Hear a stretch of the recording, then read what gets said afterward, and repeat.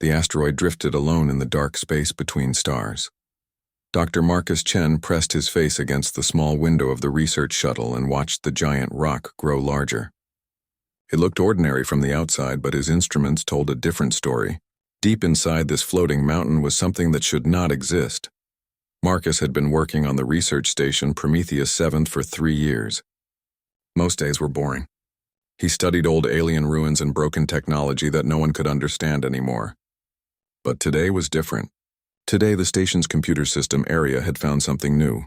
"Dr. Chen, we are approaching the landing zone," said the shuttle pilot. "Are you sure about this? The readings from inside that asteroid are very strange." Marcus checked his equipment one more time. "I'm sure. Area has been scanning this thing for weeks. Whatever is in there, it's been waiting for a very long time." The shuttle landed on a flat area of the asteroid's surface. Marcus put on his spacesuit and stepped outside. The gravity was weak, so each step made him float a little. He walked toward a hole in the rock that his team had cut earlier. The hole led down into a tunnel that seemed to go on forever. As Marcus climbed down into the tunnel, his flashlight showed smooth walls covered in strange symbols. The tunnel was not natural. Someone had built this place long ago. The air inside was stale but breathable, which meant the asteroid had some kind of life support system still working. After walking for 20 minutes, Marcus reached a massive door. It was made of black metal and covered in more symbols. The door was at least 30 feet tall and 20 feet wide. In the center was a flat panel that looked like it might be some kind of scanner. "Arya, can you see this?" Marcus asked into his radio. "Yes, Dr. Chen. The door appears to be made of an unknown metal alloy. The symbols match no known alien language in our database. However, the scanner panel shows energy readings. It may still be functional." Marcus studied the panel. It was smooth and dark, about the size of his hand. Something told him to touch it. He had learned to trust his instincts when dealing with alien technology. He placed his palm on the panel. Immediately, the panel began to glow with blue light. The symbols on the door started flashing in sequences. Marcus felt a slight tingling in his hand, like a weak electric shock. Then the massive door began to move, sliding open with a deep rumbling sound. "Incredible," Arya said through his radio. "The door is responding to your touch, Dr. Chen. Preliminary scans indicate it is reading your biological information." Beyond the door was a huge chamber filled with soft blue light. The ceiling was so high that Marcus could not see the top. The walls curved around in a perfect circle. But what made Marcus stop and stare were the 12 tall tubes standing in the center of the room. Each tube was made of clear material and filled with glowing liquid. Inside each tube was a figure that looked almost human, but not quite. Some were tall and thin with long arms. Others were short and muscular with thick skin. One had wings folded against its back. Another seemed to be covered in scales. As Marcus walked closer, more lights began turning on around the room. Suddenly, holographic displays appeared in the air above each tube. The displays showed symbols and images that Marcus could not understand. But then something amazing happened. The symbols began changing, shifting into words he could read. "Genetic scan complete," appeared in glowing letters above the central console. "DNA compatibility confirmed. Air pattern detected. 12 hunters await activation." Marcus felt his heart beating faster. "Arya, are you recording this?" "Yes, Dr. Chen. The translation system appears to be adapting to your language patterns. This is far more advanced than any alien technology we have encountered before." More text appeared in the air. "You carry the blood of the ancient pact. You are the one we have waited for. Each hunter represents the greatest warrior of their species. Choose wisely, for once awakened, they cannot return to sleep." The holographic display showed information about each of the 12 figures. The first was labeled Vorthak Pack Leader, Master of Fleet Coordination. The second read Zephyrian Sky Hunter, Aerial Combat Specialist.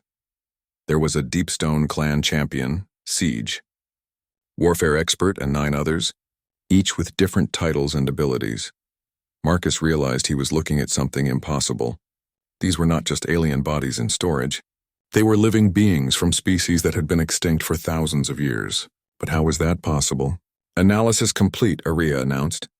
"Dr. Chen, these appear to be consciousness preservation units. The beings inside are not fully alive, but their minds and memories have been kept intact. This is technology far beyond our current understanding. As Marcus studied the displays, more information appeared. It told the story of an ancient alliance of 12 species. They were all hunters, predators who had become the dominant life forms on their worlds. But something had come for them, something called the Devourers. One by one, each species had fallen to this threat. Before the last of them died, they created this vault. They called it the Apex Archive. The greatest warrior from each species had volunteered to have their consciousness preserved, waiting for someone who could use their knowledge to fight the Devourers when they returned. But why me? Marcus wondered aloud. Why can I activate the system when no one else could? The display seemed to hear his question. New text appeared. Your species carries genetic markers from all 12 hunter races. You are the result of our final experiment. Before we fell, we seeded distant worlds with our genetic material, hoping it would evolve into something capable of succeeding where we failed. Marcus felt dizzy. Was the display saying that humans were descended from these ancient aliens? That humanity was somehow created by these extinct species? Warning! Arya said suddenly. I am detecting massive energy signatures in deep space. Multiple objects are approaching from outside the galaxy. Estimated arrival time, 6 months. The timing could not be a coincidence. The Devourers were returning, just as the ancient hunters had predicted. And somehow Marcus was supposed to stop them using the knowledge of these 12 preserved warriors. Marcus looked at the tubes again. Each one held someone who had lived thousands of years ago. Someone who had fought against the greatest threat the galaxy had ever known. They had failed, but their knowledge might be the key to humanity's survival. The central console began glowing brighter. New text appeared. Time is short. The enemy approaches. You must choose which hunter consciousness to awaken first. Be warned, the integration process will change you forever. You will gain their memories, their instincts, their knowledge, but you will also feel their hunger for battle. Marcus stared at the 12 options before him. Each hunter represented a different way of fighting, a different philosophy of war. The Vorthak had been pack hunters who used coordinated attacks. The Zephyrians had ruled the skies. The Deepstone clan had been masters of defensive warfare. His hand moved toward the console controls. Whatever he chose would change everything. But with the Devourers coming, he did not have a choice. Humanity needed these warriors' knowledge to survive. The fate of the galaxy rested in his decision. Marcus stood before the control panel for what felt like hours, though it had only been minutes. 12 ancient warriors waited in their tubes, each one holding knowledge that could save humanity. But which one should he choose first? Dr. Chen, Arya's voice came through his radio. I strongly advise caution. We do not understand what consciousness integration means. This could be dangerous. Marcus studied each tube carefully. The Vorthak pack leader caught his attention. The creature inside was tall and lean with long arms and sharp features. According to the display, the Vorthak had controlled 3 star systems through coordinated fleet tactics. If the Devourers were coming with ships, fleet combat knowledge seemed like a good place to start. Sometimes you have to take risks, Marcus said. He reached out and touched the symbol above the Vorthak's tube. The chamber filled with a deep humming sound.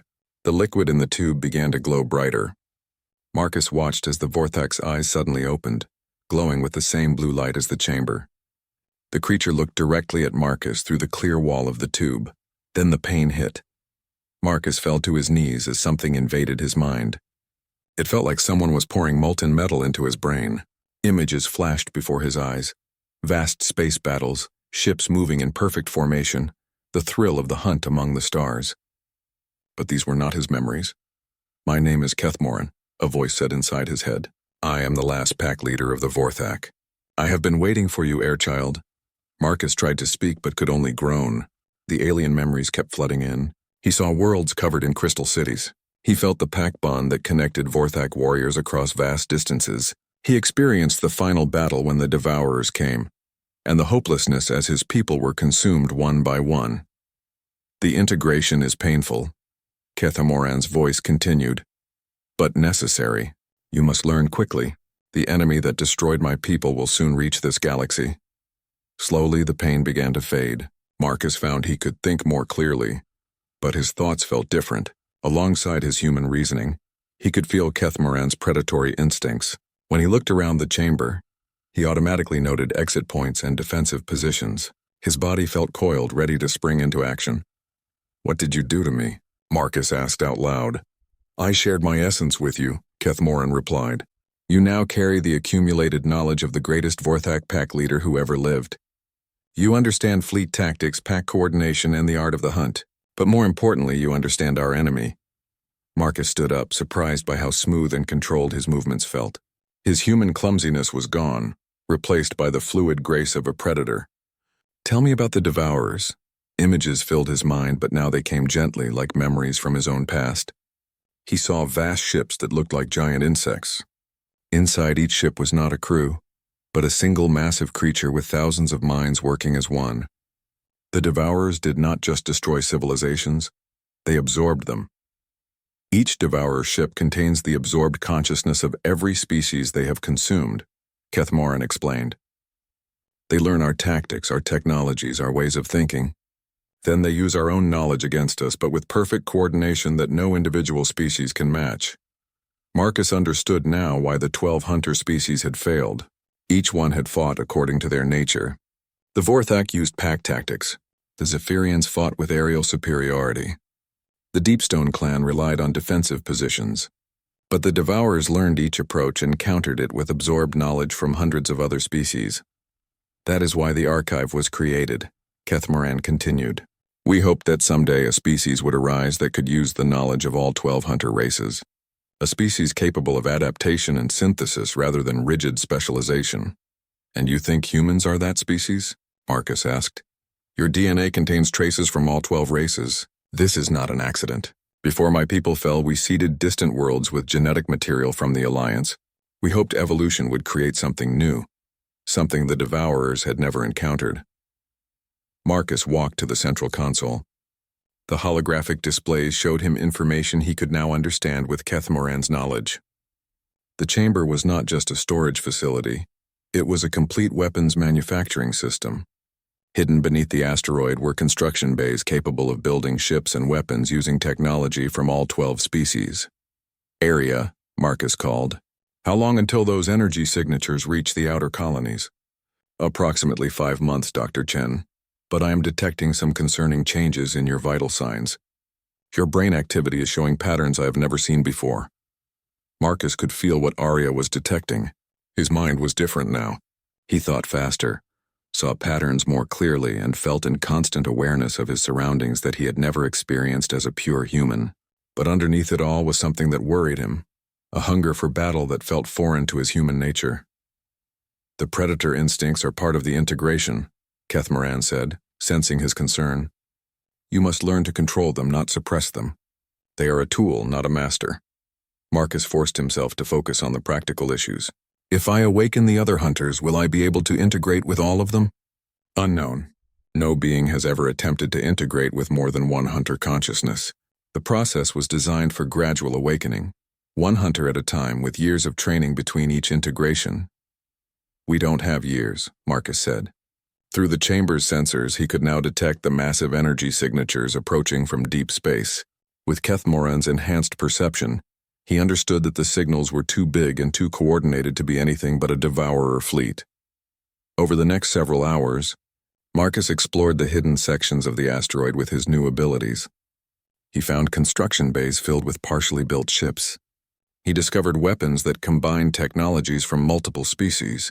Most importantly, he found a communication array that could reach across the galaxy. "Area, send a priority message to Earth Command," Marcus said. "Tell them we have a code black situation. Hostile alien force approaching. Estimated arrival in 5 months. Request immediate authorization to activate all available defense protocols." Message sent. "Dr. Chen. But I must point out that Earth's military forces are not equipped to handle a threat of this magnitude." Marcus knew Arya was right. Humanity's space fleet was designed for exploration and minor conflicts with pirates or raiders. They had never faced anything like the Devourers.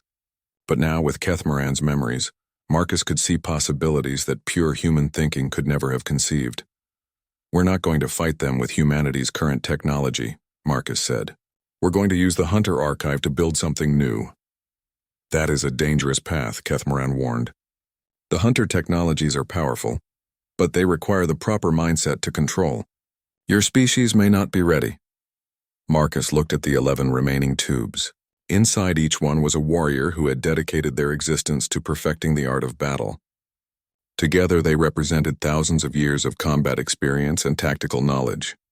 The question was whether a human mind could handle that much alien consciousness without losing itself completely. Maybe we're not ready, Marcus admitted, but ready or not, the Devourers are coming, and right now we're the galaxy's only hope. He began studying the technical specifications for the Hunter technologies. If he was going to save humanity, he needed to understand every weapon, every ship design, every tactical doctrine the Hunters had developed. Time was running out, and he had barely begun to scratch the surface of what Kethmoran could teach him. The real question was not whether he could learn fast enough. The question was whether he could wake up the other Hunters and integrate their knowledge without losing his human identity in the process. 3 weeks had passed since Marcus first awakened Kethmoran. Every day brought him deeper into the Vorthak consciousness, and every day he felt more of his human nature slipping away. The Hunter's instincts were becoming stronger, more demanding. When Arya's maintenance robots moved through the chamber, Marcus found himself tracking their movements like prey. You must fight the integration, Arya warned during one of their daily check-ins. Your brain scans show increasing neural pathway changes. You are becoming less human. Marcus stood before the 11 remaining tubes, feeling the pull of their sleeping consciousnesses. Maybe becoming less human is what we need right now. Through the chamber's sensors, he could track the approaching Devourer fleet. They were still months away, but their energy signatures were growing stronger. Worse, advanced scout ships had been detected entering the outer edges of human space. The invasion was beginning ahead of schedule. The enemy adapts quickly, Kethmoran said in his mind. They have learned to send scouts first to study their prey before the main force arrives. Your species has perhaps 2 months before the first attacks begin. Marcus had spent 3 weeks learning Vorthak fleet tactics and ship designs. He could now coordinate multiple vessels as if they were extensions of his own body, but it was not enough. The Devourers had absorbed hundreds of species. They would know how to counter everything Kethmoran could teach him. Arya, what would happen if I awakened all the remaining Hunters at once? Dr. Chen, that would be extremely dangerous.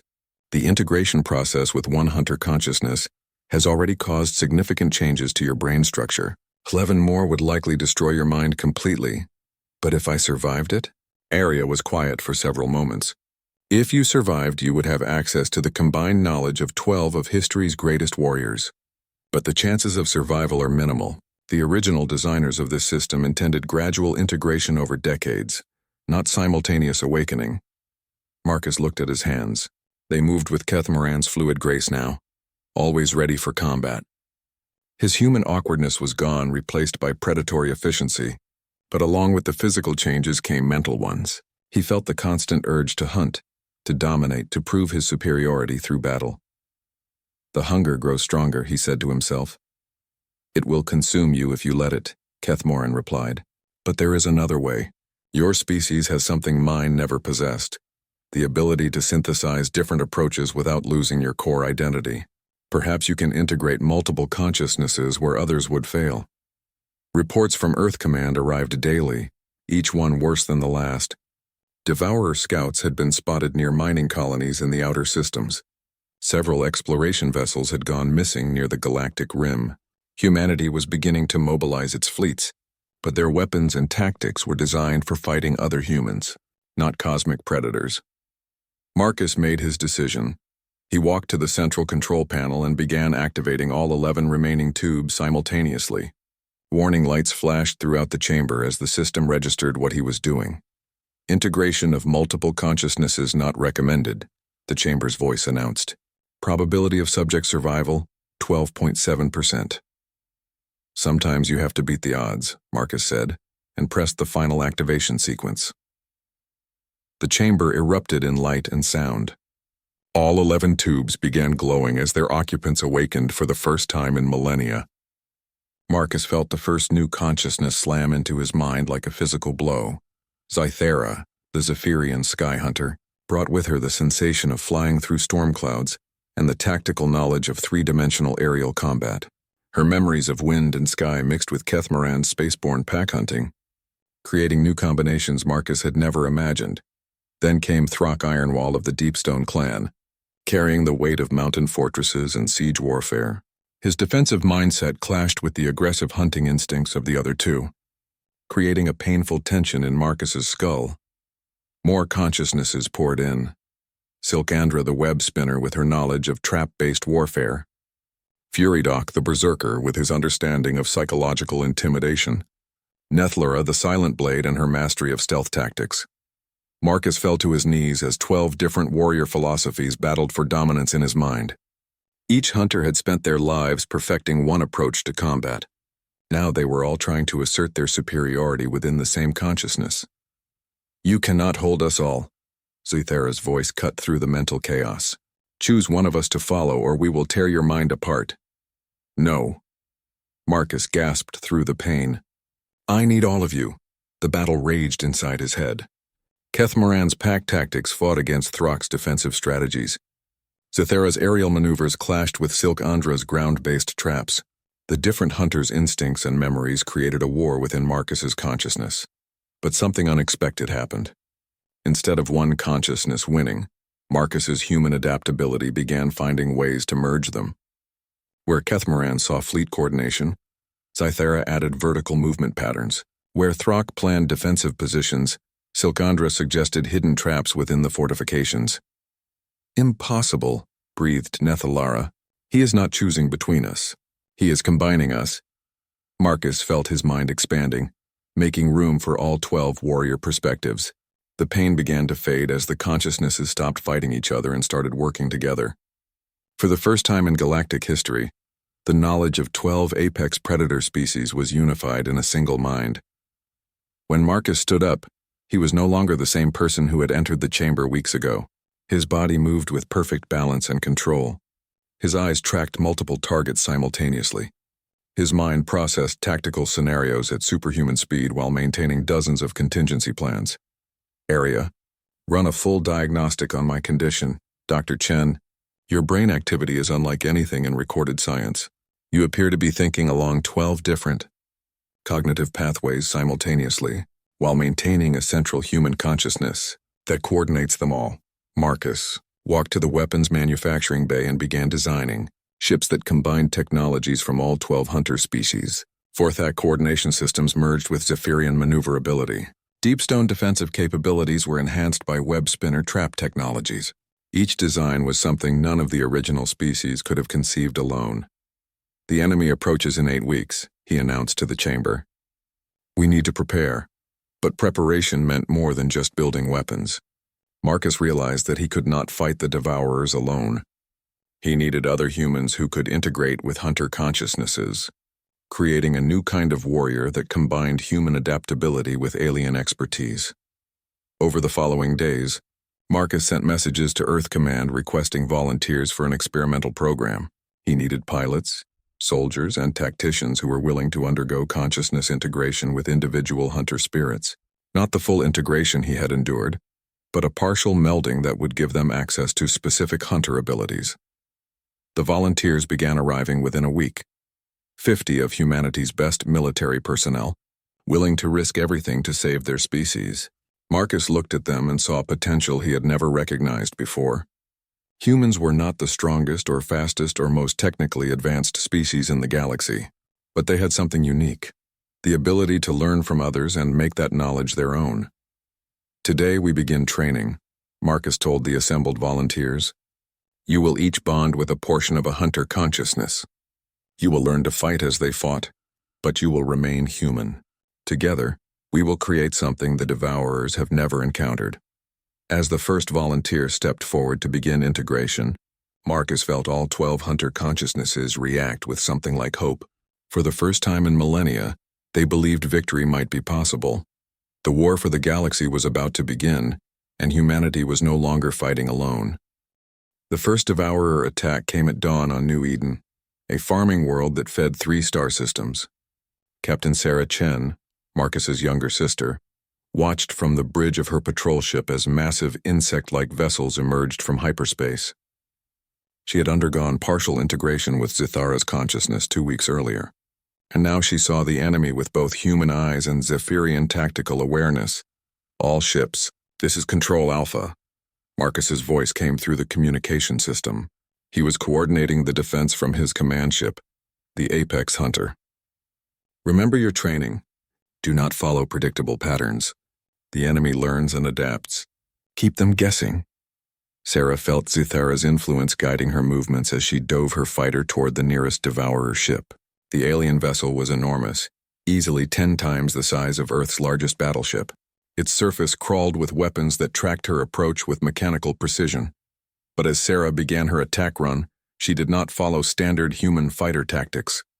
Instead, she used Zephyrian sky dancing techniques, corkscrewing through 3 dimensions while maintaining perfect weapons lock. The Devourer's targeting systems, programmed with absorbed knowledge from hundreds of species, could not predict her movements. Strike successful, Sarah reported, as her weapons tore into the enemy hull. The big one is bleeding atmosphere. Across the battlefield, other human pilots were having similar success. Lieutenant Davis, integrated with Keth Moran's pack-hunting instincts, coordinated his squadron like wolves bringing down prey. Commander Rodriguez, carrying Throck Ironwall's defensive knowledge, positioned his heavy cruisers to create overlapping fields of fire that turned space into a deadly maze. The Devourers tried to adapt. Sarah watched enemy ships shifting their tactics, attempting to counter each human approach. But just as they began to predict Zephyrian aerial maneuvers, the humans switched to deepstone siege tactics. When the Devourers adapted to those, the humans began using web spinner trap strategies. They cannot keep up, Zythera whispered in Sarah's mind. Your species changes too quickly. They learn our individual tactics, but you blend them in ways we never could. Marcus observed the battle from his command position, seeing it through 12 different tactical perspectives simultaneously. The Devourers were powerful and intelligent, but they had a fundamental weakness that the original hunter species had missed. They were too efficient. Arya, are you analyzing their adaptation patterns? Marcus asked. Yes, Dr. Chen. The Devourer ships modify their tactics approximately every 4.7 minutes based on observed enemy behavior. However, our forces are changing approaches every 2.1 minutes on average. The enemy cannot adapt fast enough. Marcus smiled grimly. The hunters had failed because each species was locked into their nature. Vorthak always fought his packs. Zephyrians always controlled the sky. Deepstone Clan always built fortifications. The Devourers had learned to counter each approach because it never varied. But humans were different. They could be pack hunters in the morning, aerial dancers in the afternoon, and siege engineers by evening. Their adaptability was not a weakness to be overcome. It was their greatest strength. All units prepare for Phase 2, Marcus announced. Switch to combined tactics. I want pack hunting with aerial support, siege positions with stealth elements, trap networks with berserker charges. Show them what chaos looks like. The battle transformed into something unprecedented in galactic history. Human ships began executing maneuvers that combined multiple hunter philosophies in real time.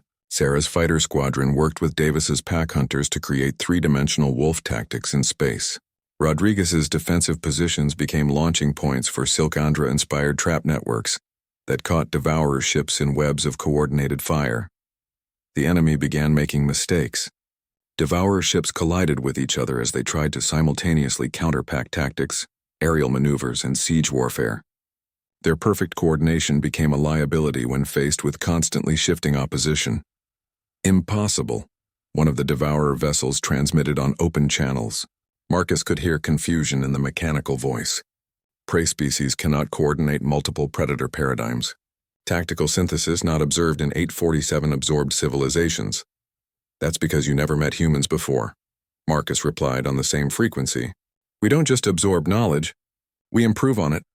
The first Devourer ship exploded in brilliant light, then another. Within 6 hours, the entire enemy fleet was either destroyed or retreating toward deep space. New Eden was saved, but more importantly, humanity had proven something incredible. The Devourers could be beaten. Over the following weeks, reports came in from across human space. Devourer scout fleets were being defeated at colony after colony. Each battle taught the human forces new ways to combine hunter tactics. Marcus established training centers on 12 different worlds, each one specializing in a different hunter integration program. Volunteers arrived from every human settlement.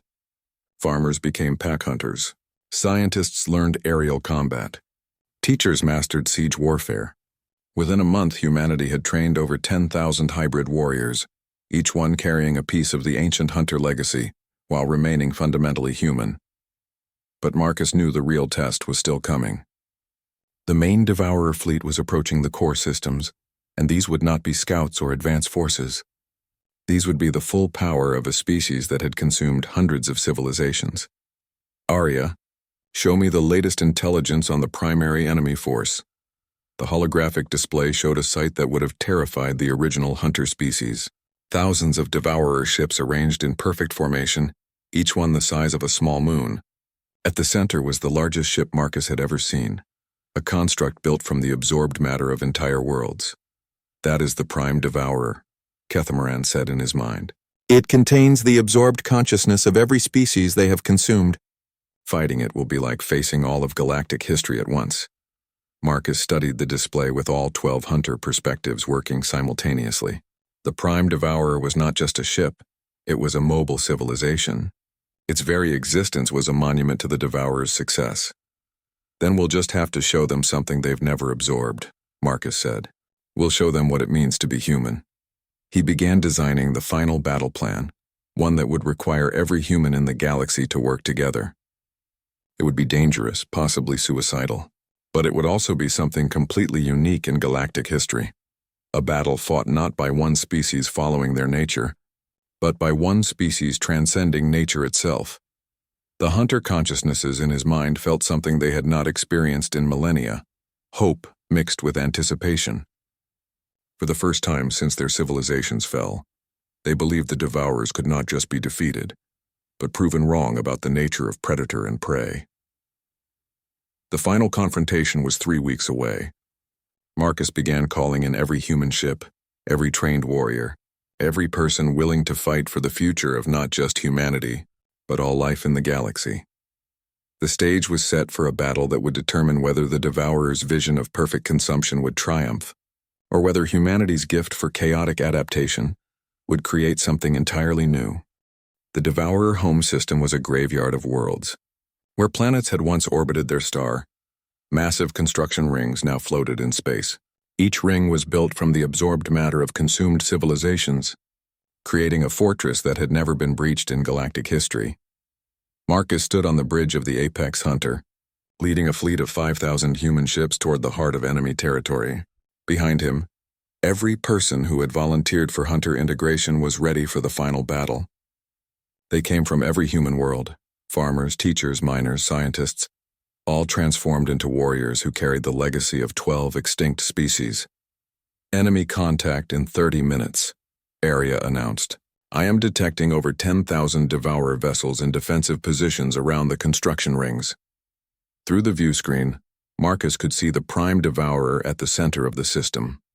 It was not a ship in any conventional sense, but a living construct the size of Earth's moon. Its surface crawled with absorbed technologies from hundreds of species, creating a patchwork history of galactic civilization. All fleet commanders, this is Control Alpha, Marcus transmitted. Remember, our goal is not destruction. Our goal is to offer them something they have never encountered before. Choice. Captain Sarah Chen, now commanding her own squadron, felt Zithara's consciousness stirring with anticipation. Choice? Brother, these things have been consuming civilizations for millennia. They don't understand choice. Then it's time they learned, Marcus replied. All units begin approach. Execute pattern chaos. The human fleet split into 12 groups, each one following tactics from a different hunter species. But instead of maintaining those patterns, they began switching randomly between approaches. Pack hunting became aerial dancing. Siege warfare transformed into stealth infiltration. Berserker charges dissolved into trap networks. The Devourer defenders moved to counter each approach. But just as their formations adapted, the humans changed tactics again. Within minutes, the enemy defensive lines were in complete disarray as they tried to simultaneously counter 12 different combat philosophies that kept shifting and blending. Fascinating, Arya observed. The Devourer ships are experiencing something like confusion. Their absorbed knowledge tells them how to counter each individual tactic, but they have no experience with tactical synthesis. Marcus pushed deeper into the enemy formation, his ship dancing between devourer vessels that could not predict his movements. Around him, human ships executed maneuvers that would have been impossible for any single species to conceive. They fought like Vorthak packs with Zephyrian agility, built deep stone fortifications that moved like web spinner traps. But the real battle was just beginning. The Prime Devourer began moving, its massive bulk accelerating toward the human fleet. As it approached, Marcus could feel something reaching out toward his mind. The collected consciousness of every species the Devourers had absorbed. So, a voice spoke directly into his thoughts. You are the air spawn that has been causing such disruption. We have absorbed the knowledge of your 12 hunter predecessors. We know their weaknesses. We know their failures. Marcus felt the psychic pressure of hundreds of absorbed civilizations pressing against his consciousness. The voice contained the wisdom of species that had ruled star systems for millions of years. But something was missing from that wisdom. You know their individual knowledge, Marcus replied, but you never understood their potential for growth. You absorbed them as they were, not as they could become. Growth is inefficient, the Prime Devourer responded. Perfect absorption creates perfect tactical knowledge. We have never been defeated because we learn from every enemy. But you don't learn from them, Marcus said, guiding his ship closer to the massive construct. You just copy them. Watch what humans do when they really learn something. Marcus opened a communication channel to every human ship in the fleet. All units, this is it. Show them what we've become. What happened next had never occurred in galactic history. The human fleet began executing tactics that were not copies of hunter knowledge, but evolutions of it. They took Vorthak pack hunting and added human creativity, creating coordination patterns that adapted in real time. They combined Zephyrian aerial tactics with human empathy, creating formations that protected the weakest while empowering the strongest. Most importantly, they began working together in ways that transcended simple tactical coordination. Sarah's fighter pilots shared targeting data with Rodriguez's heavy cruisers. Davis's pack hunters created openings that Martinez's stealth ships exploited. 10,000 human minds worked as one while maintaining their individual creativity and initiative. Impossible. The Prime Devourer's voice showed strain. Individual consciousness cannot achieve perfect coordination. Absorption is required for true unity. Wrong again, Marcus said. You absorb others to gain their knowledge. We share our knowledge to help others grow. There's a difference. Marcus began his final approach to the Prime Devourer, but instead of attacking, he did something unprecedented. He opened his mind completely, sharing not just his tactical knowledge but his memories, his emotions, his human perspective on what the hunter consciousnesses had taught him. The psychic connection flowed both ways.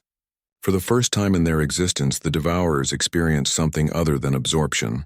They felt Marcus's grief for the fallen hunter species. They experienced his determination to protect others rather than simply survive. Most shocking of all, they felt his willingness to sacrifice himself for the greater good. What is this sensation? The Prime Devourer asked. You offer your knowledge freely. You do not seek to dominate or consume. This paradigm is not in our absorbed memories. It's called compassion, Marcus said. And it's what you could have learned if you had tried to understand species instead of just absorbing them. Around the battlefield, something miraculous began happening. Devourer ships started powering down their weapons. The massive construct slowed its advance. For the first time in galactic history, the ultimate predators were experiencing doubt about their fundamental nature. We have consumed hundreds of species, the Prime Devourer said. We thought absorption was the only path to survival. But you suggest there is another way? There's always another way, Marcus replied. The question is whether you're willing to try it. The moment stretched across space and time. Two fundamentally different approaches to existence faced each other: absorption versus cooperation, domination versus collaboration, fear versus hope. Finally, the Prime Devourer spoke. We accept your proposal. Teach us this compassion you speak of. Show us how to exist without consuming others. Marcus smiled, feeling all 12 hunter consciousnesses react with something like wonder. Welcome to the new pack. Over the following months, the galaxy was transformed. Devourer ships were converted into mobile research stations, their absorbed knowledge used to heal damaged worlds instead of consuming new ones. Human integration specialists worked with reformed Devourers to develop new ways of sharing knowledge without destroying the source. The Hunter Archive became a training center where beings from across the galaxy could learn from the preserved wisdom of the 12 species. But now that wisdom was taught as a foundation for growth, not a rigid doctrine to follow, Marcus established the Guardian Corps, an organization that included humans, reformed devourers, and survivors from species that had hidden in distant systems. Their mission was not to dominate the galaxy, but to protect it from threats while encouraging the growth and diversity of all life. On the anniversary of the final battle, Marcus stood in the original Hunter Chamber, now expanded into a vast academy. Students from dozens of species studied together, learning from each other and creating new forms of knowledge that none could achieve alone. The Hunters would be proud, Arya observed. Their sacrifice created something greater than they could have imagined. Marcus nodded, feeling the 12 consciousnesses at peace within his mind. They thought their legacy would be warriors like themselves. Instead, it became teachers and protectors. Sarah approached, now wearing the insignia of a Guardian Corps commander. Ready for the next mission, brother? Marcus looked out at the stars where Guardian ships patrolled alongside reformed Devourer vessels and ships from dozens of allied species. The galaxy was not perfect, but it was growing, learning, evolving in ways that pure absorption or domination could never achieve.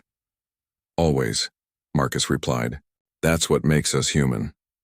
The new pack had only just begun to explore what was possible when different species worked together, instead of trying to consume each other. The future stretched before them, full of challenges and opportunities that no single species could face alone. But together, there was nothing they could not overcome.